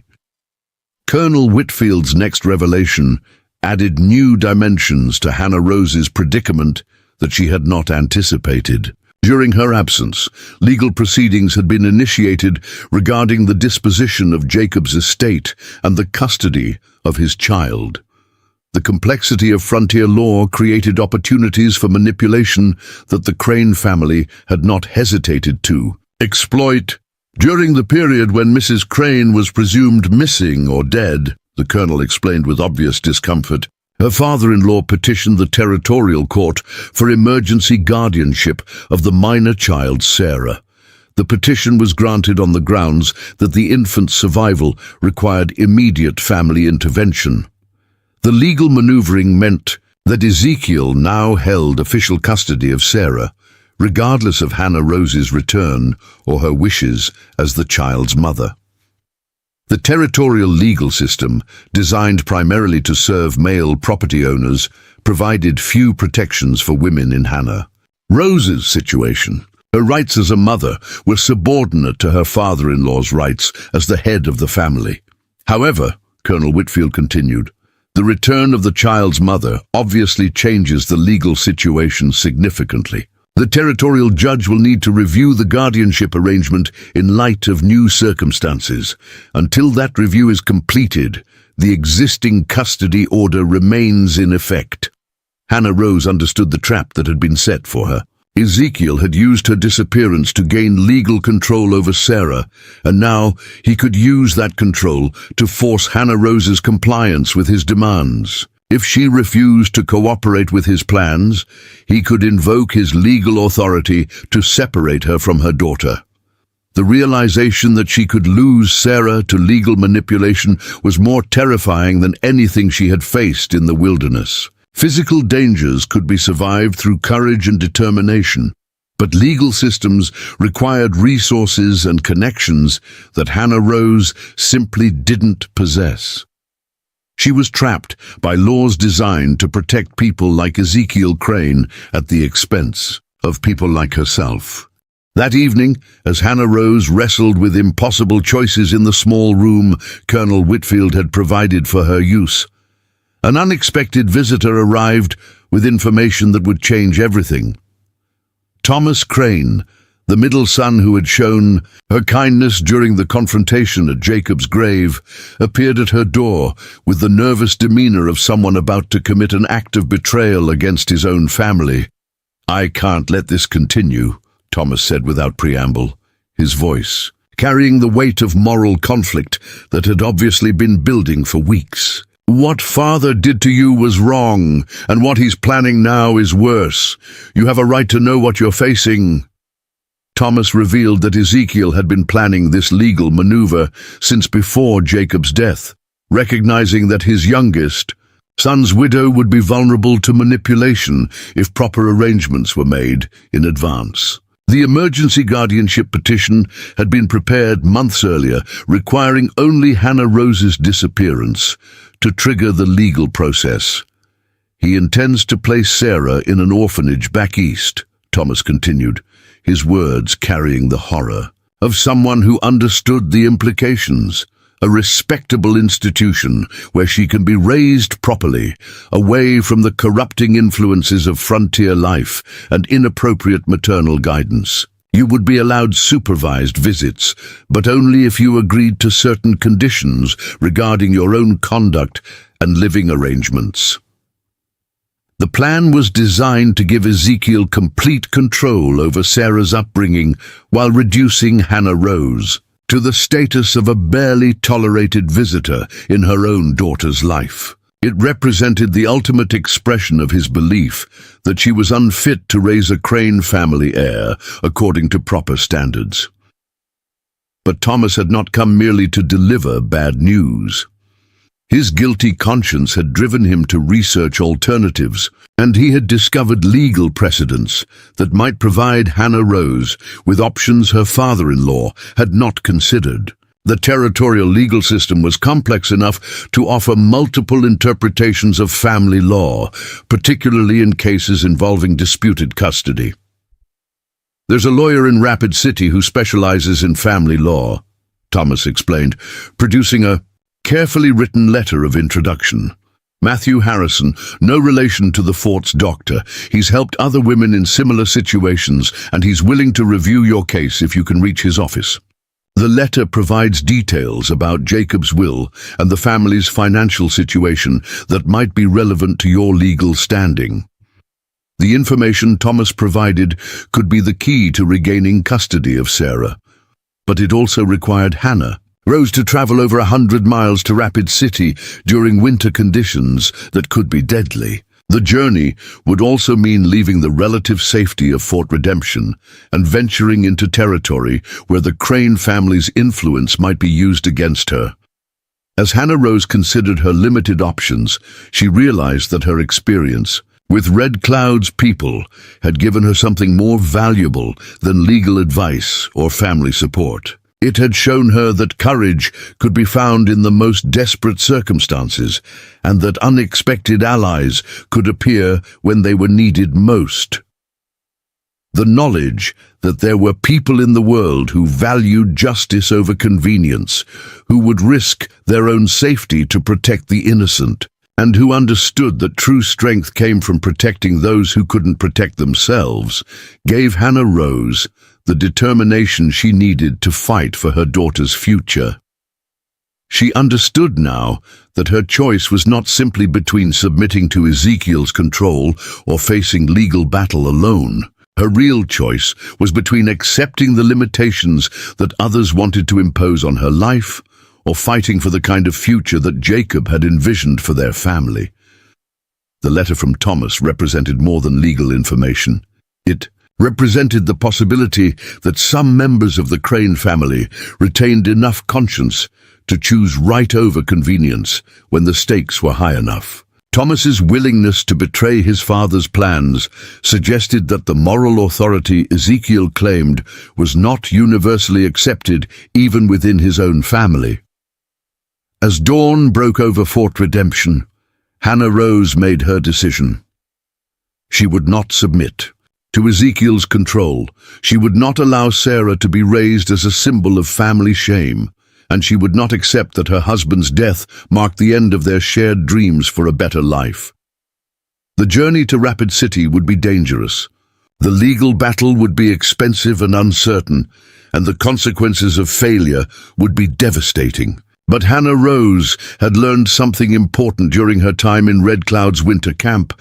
Sometimes the greatest victories came not from accepting what seemed possible, but from refusing to accept what others declared inevitable.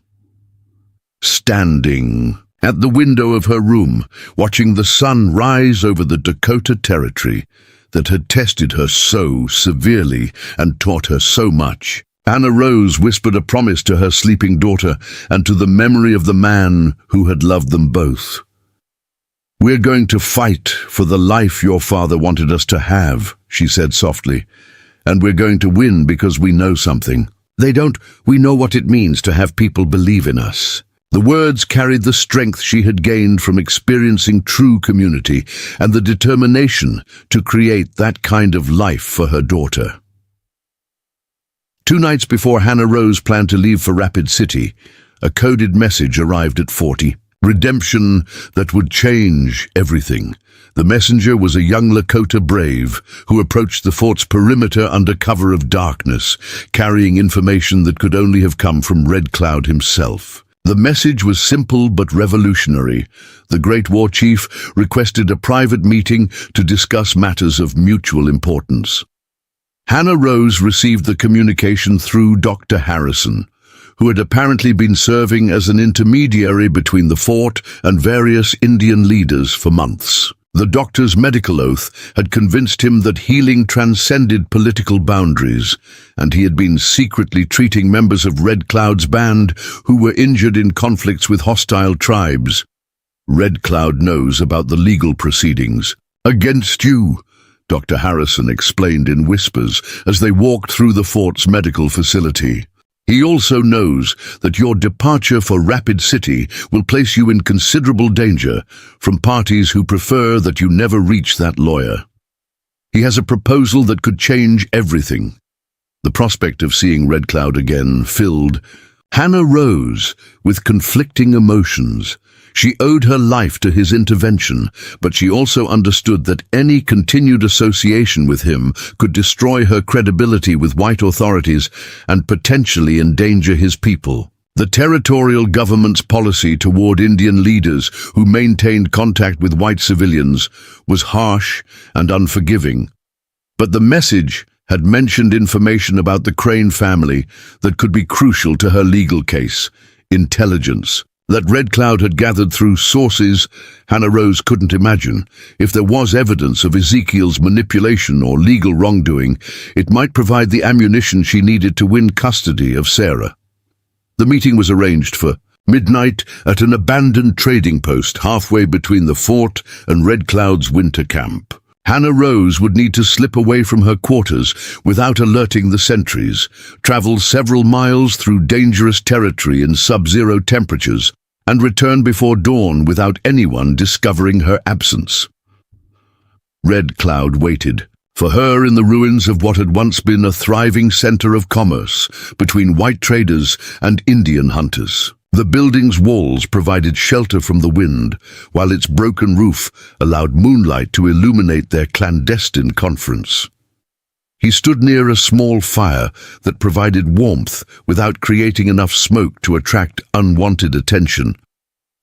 "You have learned much about survival since we last met," Red Cloud observed as Hannah Rose approached the fire, her breath visible in the frigid air.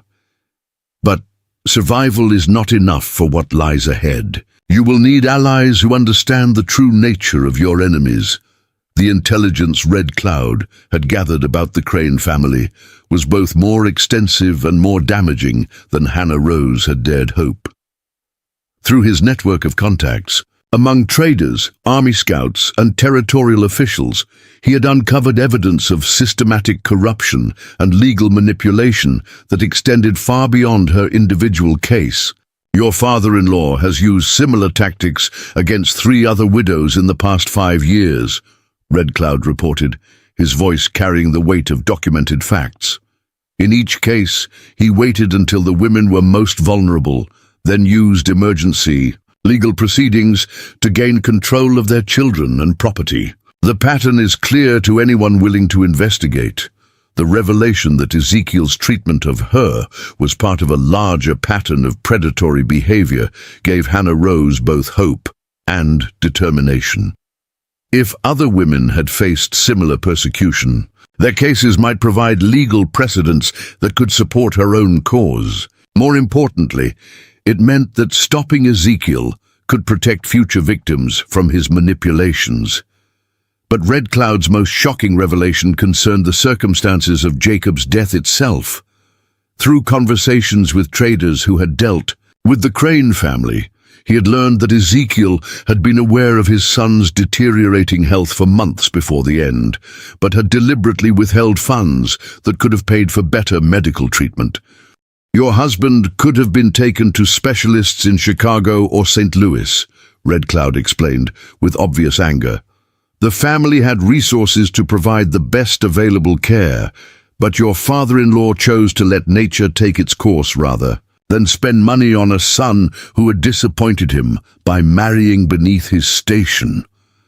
The knowledge that Jacob might have lived if his father had been willing to prioritize medical care over financial considerations filled Hannah Rose with a rage that threatened to overwhelm her strategic thinking. But Red Cloud's next words provided a channel for that fury that could serve their mutual interests. "I propose an alliance between us," Red Cloud stated with the formal dignity of a diplomatic negotiation. "You need evidence and testimony to win your legal battle. My people need proof that not all white authorities are committed to our destruction. Together, we can serve justice while advancing the cause of peace." The alliance Red Cloud proposed was audacious in its scope and revolutionary in its implications.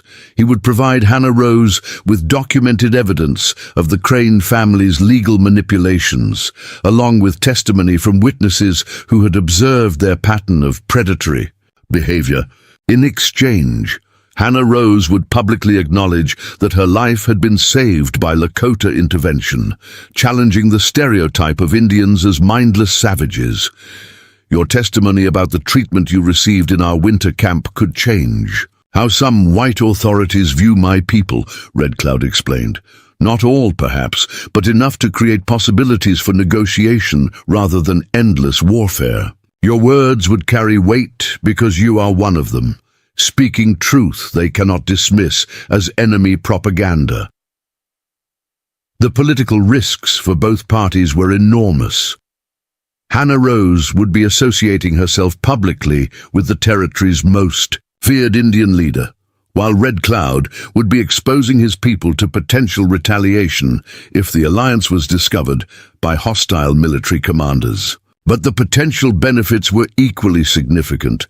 For Hannah Rose, Red Cloud's evidence could provide the legal ammunition needed to defeat Ezekiel's custody claim and establish her independence as Sarah's sole guardian. For Red Cloud, her testimony could help create a political climate where peaceful coexistence might be possible, reducing the military pressure that threatened his people's survival. "There is something else," Red Cloud continued, his tone becoming more personal.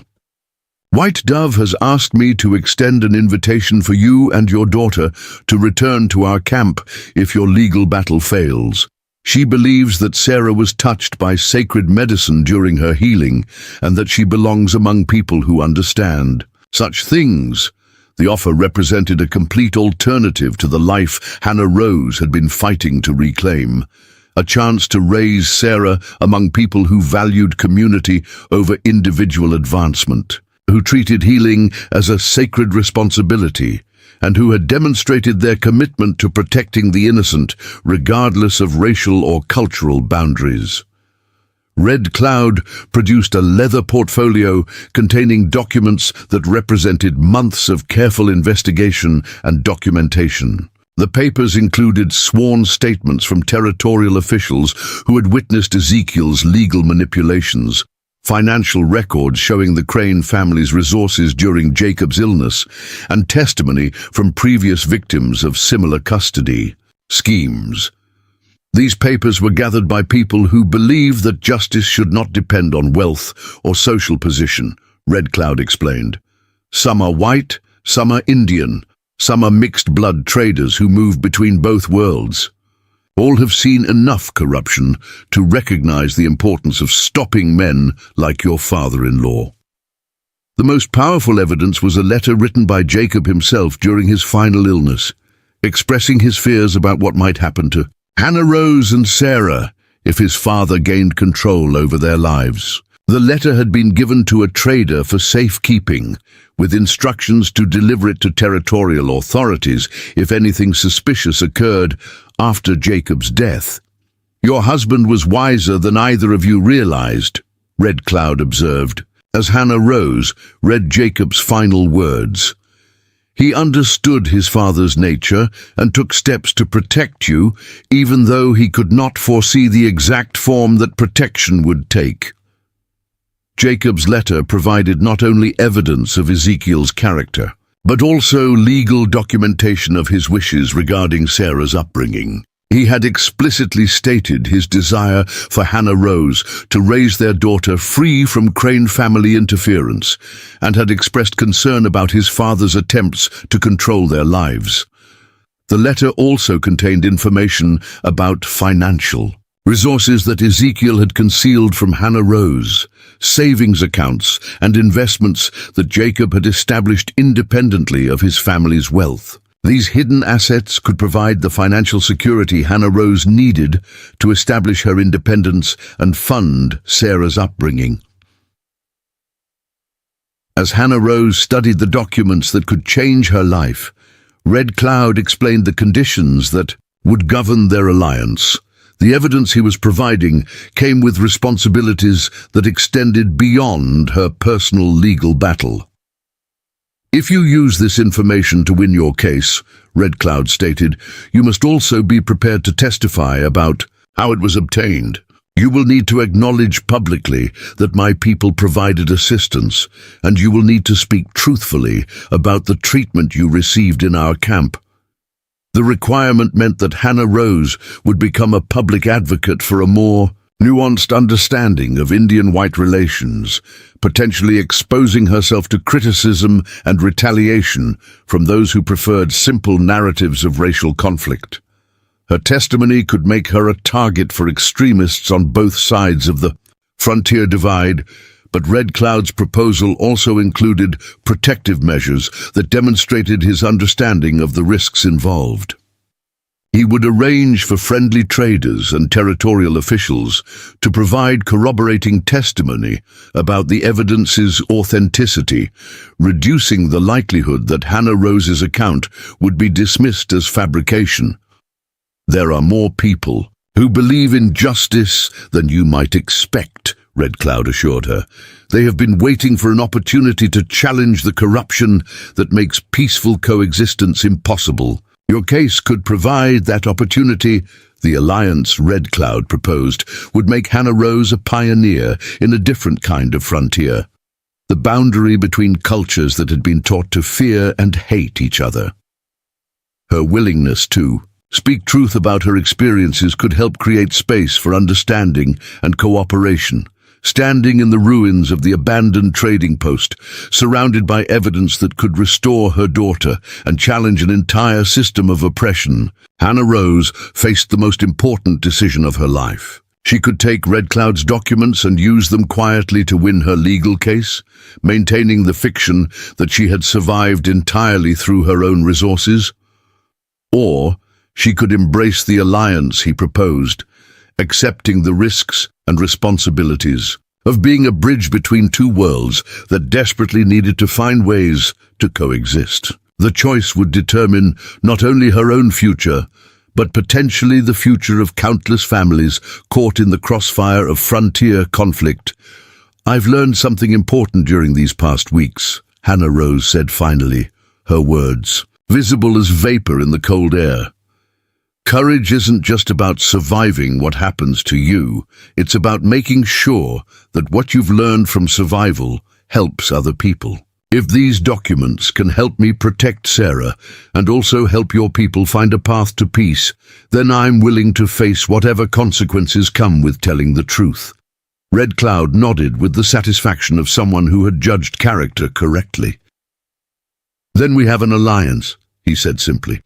And perhaps we have the beginning of a future where children like Sarah can grow up without having to choose between the best parts of different worlds. As they prepared to part ways, Red Cloud offered Hannah Rose one final piece of advice that would prove crucial in the battles ahead. Remember that truth is not just about facts, he said. Truth is about honor, and honor is about keeping faith with those who have kept faith with you. Your husband kept faith with his vision of what was possible. Now it is your turn to keep faith with that vision. The ride back to Fort Redemption took place under a sky brilliant with stars, and Hannah Rose found herself thinking about the extraordinary journey that had brought her from desperate widow to alliance builder between cultures. Tomorrow would bring new challenges and dangers, but tonight she carried with her the knowledge that she was no longer fighting alone.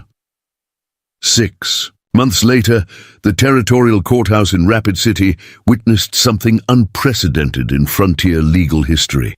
Hannah Rose stood before Judge William Patterson with Red Cloud himself seated in the gallery, their unlikely alliance having survived every attempt to discredit or destroy it.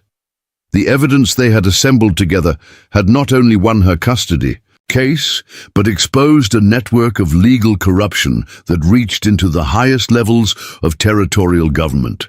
Ezekiel Crane sat defeated at the defendant's table, his empire of manipulation crumbling under the weight of documented evidence and eyewitness testimony.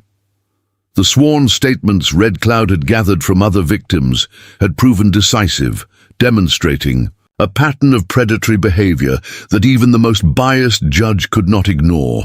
Jacob's hidden letter had provided the legal foundation for Hannah Rose's complete independence.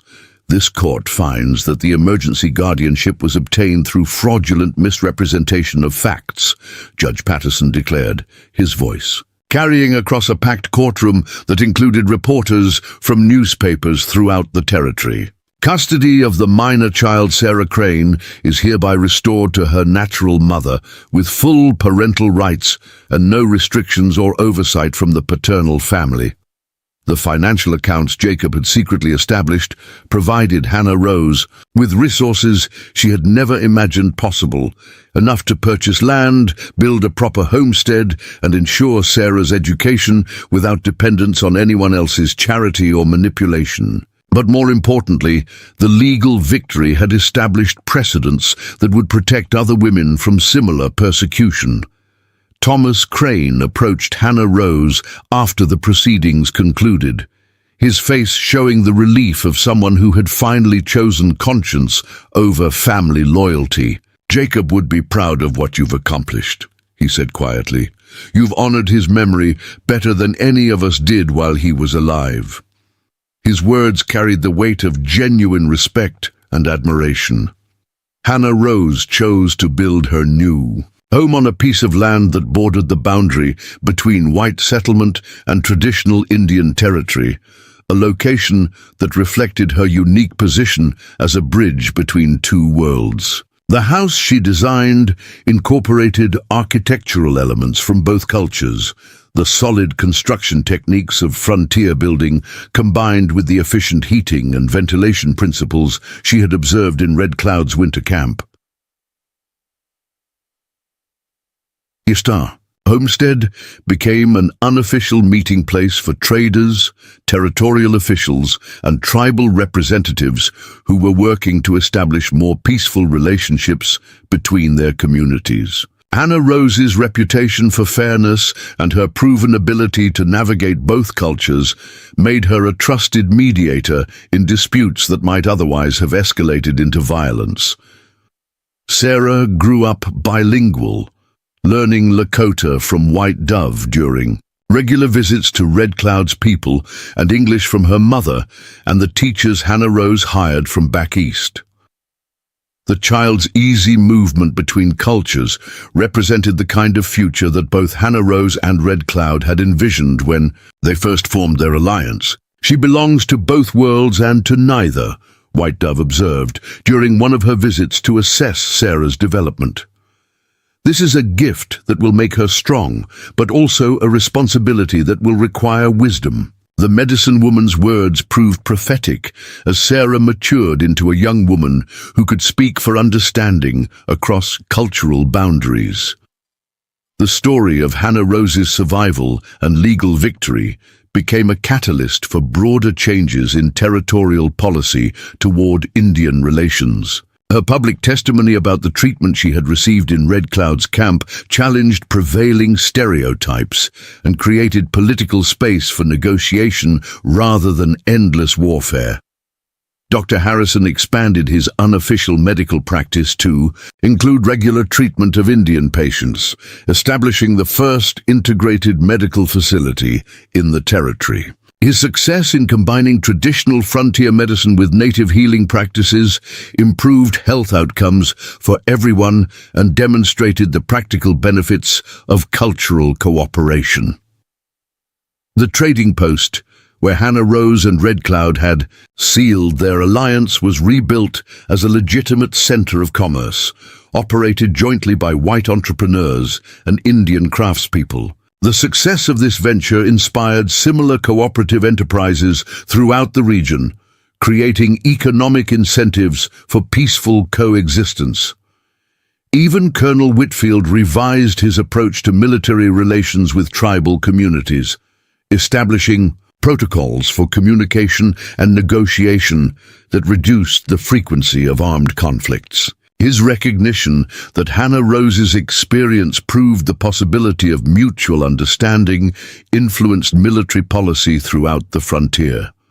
As Hannah Rose watched Sarah play with children from both white and Indian families during a harvest celebration at their homestead, she reflected on the extraordinary journey that had brought them to this moment of peace and prosperity. The frightened young widow who had been cast out in a blizzard no longer existed. In her place stood a woman who had learned to create family and community from the most unlikely circumstances. Red Cloud arrived for the celebration with gifts that honored both Sarah's heritage and her unique position between cultures. A beautifully crafted doll wearing a dress that combined frontier and tribal designs, and a small horse trained specifically for a child who would need to travel safely between different worlds. "Your daughter carries the hopes of many people," Red Cloud told Hannah Rose as they watched Sarah demonstrate her riding skills. "She represents proof that the boundaries between our peoples are not as permanent as some believe. In her generation, perhaps the children will find ways to build on what we have started." The alliance between Hannah Rose and Red Cloud had evolved from desperate cooperation into lasting friendship based on mutual respect and shared commitment to justice. Their correspondence continued to influence territorial policy, and their example inspired others to seek peaceful solutions to cultural conflicts. Years later, when territorial newspapers wrote about the transformation of Indian-white relations, in their region, they consistently pointed to the winter night when a Sioux war chief had chosen mercy over vengeance and a widow had chosen courage over surrender. The story became part of local folklore, but its real impact was measured in the daily lives of families who had learned to see beyond racial and cultural boundaries. Hannah Rose's homestead prospered not just as a farm, but as a symbol of what was possible when people chose cooperation over conflict. The children who grew up visiting there, playing together and learning from each other, carried those lessons into adulthood and passed them on to their own families. Sarah, eventually, became a teacher and interpreter, using her unique background to help establish schools that served both white and Indian children. Her work continued the mission her mother and Red Cloud had begun, proving that education could bridge even the deepest cultural divides. On quiet evenings, when the prairie wind carried the scent of sage and sweetgrass across the land that had tested her so severely and taught her so much, Hannah Rose would sit on her porch with Sarah and tell stories about the people who had shaped their lives. Stories about a father who had believed in dreams worth fighting for, and a great chief who had proved that honor transcended the boundaries of race and culture.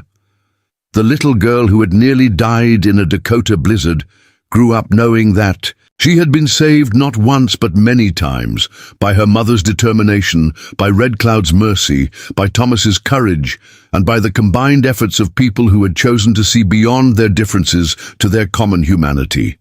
It was a legacy, worth preserving, and a foundation strong enough to build the future upon. Up next, you've got two more standout stories right on your screen. If this one hit the mark, you won't want to pass these up. Just click and check them out, and don't forget to subscribe and turn on the notification bell so you don't miss any upload from us.